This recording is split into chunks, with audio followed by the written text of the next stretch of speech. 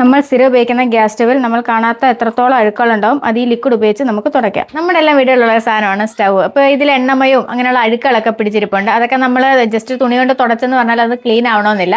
പക്ഷെ നല്ല രീതിയിൽ തന്നെ ഇതിനകത്തുള്ള അഴുക്കുകളൊക്കെ നമുക്ക് ക്ലീൻ ചെയ്ത് തരാം. നമ്മൾ പോലും കാണാത്ത പല അഴുക്കുകളും ഇതിന് ഇടയ്ക്കൊക്കെ ഉണ്ട്. അപ്പോൾ അതിനായിട്ട് നമുക്ക് വേണ്ടത് ഇളം ചൂടുവെള്ളം, പിന്നെ നമുക്ക് വേണ്ടത് വിനാഗിരി, പിന്നെ ബേക്കിംഗ് സോഡ വേണം, പിന്നെ ഡിറ്റർജൻറ്റ് ഏതെങ്കിലും ഒരു ലിക്വിഡ്. അപ്പോൾ ഞാൻ വെള്ളം ചൂടാക്കി വെച്ചിട്ടുണ്ട്. അതിലേക്ക് നമുക്കിനി വിനാഗിരി ഒഴിക്കണം.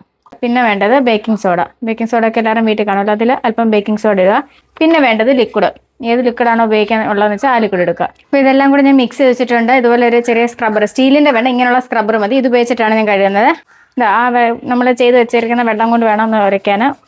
തുടച്ച് കഴിയുമ്പോൾ തന്നെ ഉണ്ട് ഇതിലുണ്ടാകുന്ന അഴുക്കളെല്ലാം. ഞാൻ വലിയ ബലം ഒന്നും പ്രയോഗിച്ചിട്ടില്ല. ഞാൻ എന്നിട്ട് ആ വെള്ളം ഒഴിച്ച് 10-30 സെക്കൻഡ് ഒന്ന് ഉരച്ചതേ ഉള്ളൂ. ഉരച്ചപ്പോൾ തന്നെ ഇതിലുള്ള അഴുക്കെല്ലാം പോയി. പിന്നെ ഈ കാണുന്നതെല്ലാം തുരുമ്പാണ്. ഈ തുരുമ്പ് നമ്മൾ എന്തൊക്കെ ചെയ്താലും പോകത്തില്ല, അതിൽ തന്നെ ഇരിക്കും. നമ്മൾ ഇടയ്ക്കൊക്കെ ഒന്ന് ക്ലീൻ ചെയ്യുമെങ്കിൽ ഇതുപോലെ തുരുമ്പാകത്തില്ല.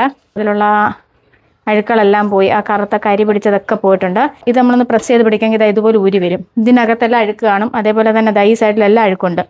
ഇതുപോലെ ഒരു ബ്രഷിലെടുത്ത് മുക്കിയ ശേഷം ഇവിടെ ഉണ്ടായിരുന്ന അഴുക്കുകളെല്ലാം ഒരു ബ്രഷ് ആകുമ്പോൾ അതിലുള്ള അഴുക്കുകളെല്ലാം ഇളകി പോകും. ഞാനിതൊന്ന് തുടയ്ക്കുമ്പോൾ തന്നെ ഇതിലുണ്ടായിരുന്ന അഴുക്കുകളുണ്ട്. അത്രയും അഴുക്കുകളും നമ്മൾ ഈ ഫുഡൊക്കെ കുക്ക് ചെയ്യുമ്പോൾ, അല്ലെങ്കിൽ പാലൊക്കെ തിളച്ചിട്ട് ഇതിനിടയ്ക്കോട്ട് വീഴുമ്പോൾ ഉണ്ടാകുന്ന അഴുക്കുകളാണ്.